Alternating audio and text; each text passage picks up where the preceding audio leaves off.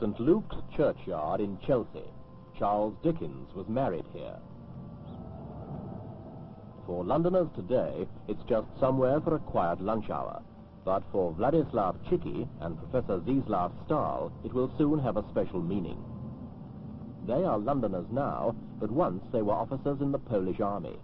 In this churchyard will be the only memorial to 15,000 of their comrades who died mysteriously in Russia during the war. Some were found buried in a forest called Katian, the rest vanished without trace. In this issue, Echo looks into one of the last unresolved crimes of the last war, the Katian massacres.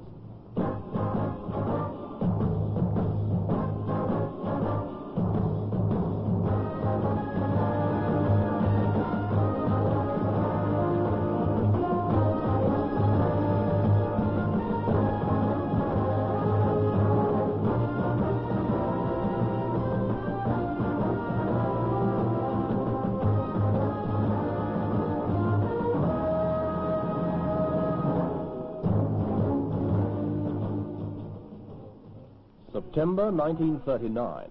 Hitler invades Poland. The Second World War begins.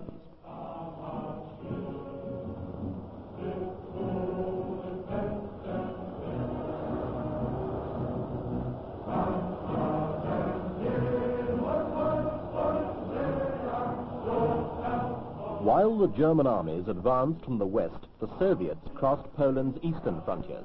Caught in a massive pincer, the Polish army collapsed and surrendered. The victors divided the country down the middle and imprisoned every soldier they captured. Russia took over 200,000. 15,000, half Poland's officer corps, were never seen alive again.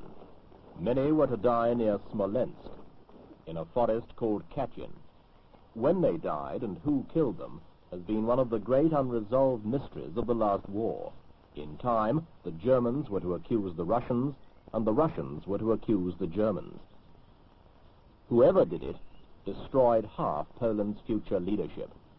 All we know for certain is that they died like this.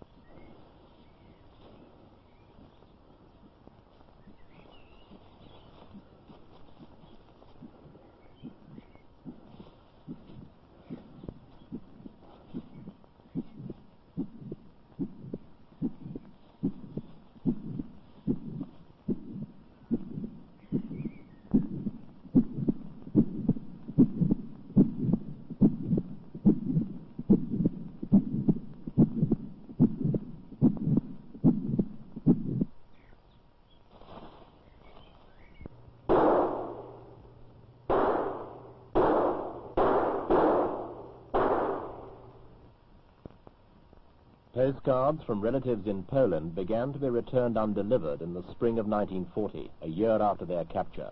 So began the mystery.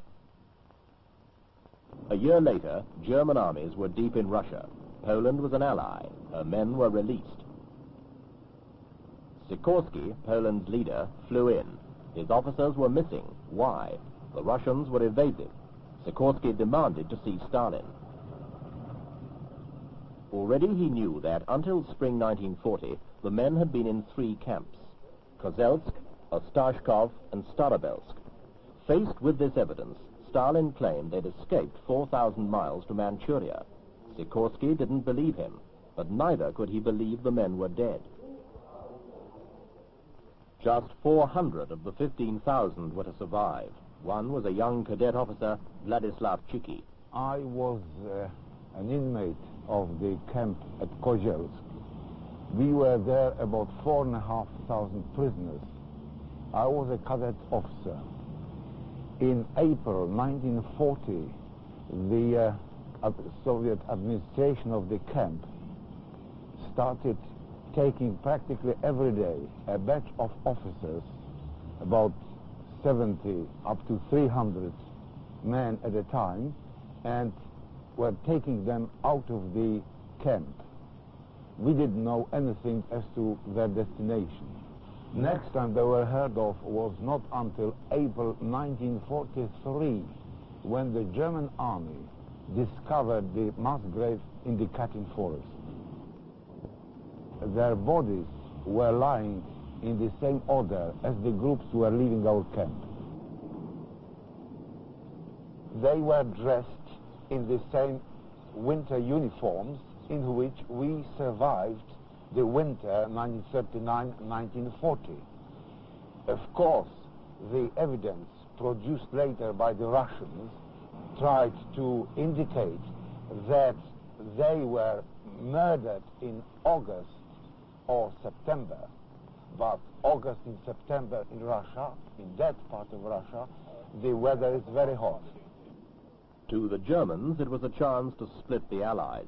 To Katian, they brought an investigation commission, the press, and even the Polish Red Cross. The Poles were suspicious. They didn't want to believe the Nazis, but piece by piece, the evidence began to mount up. The Germans discovered or retrieved from the bodies hundreds of various documents. First of all, Russian newspapers, then letters and correspondence from Poland to the prisoners of war, and also diaries. Now, none of these documents showed any date which was beyond May 1940. There was a diary kept by a Major Solski, who kept the entries until the very last moment. In fact, his last entry was, we are in a forest, and suddenly it dropped. The investigators agreed. The men died while Germany and Russia were still at peace, but now their time had run out. For the Red Army, the tide of war had changed. Soon, Smolensk and Katian were theirs again.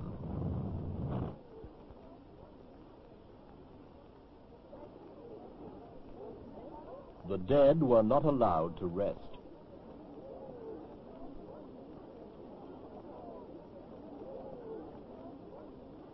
The Russians, refusing an international investigation, appointed their own men. No Poles were invited.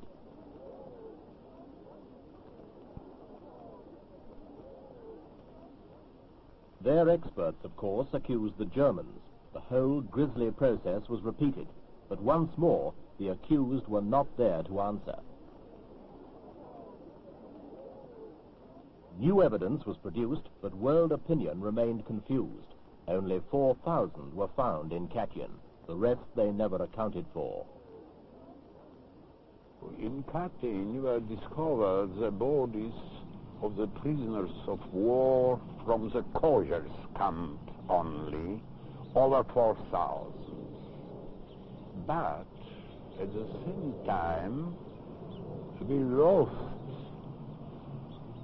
still 2 camps of prisoners of war.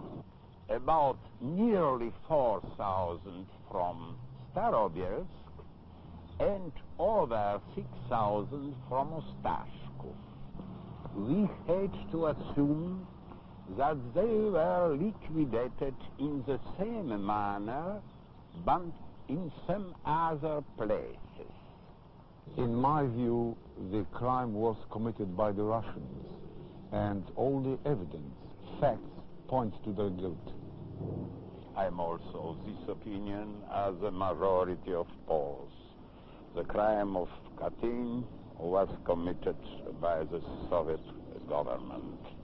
And I'm sure any impartial international tribunal would find Soviet government guilty of this mass murder.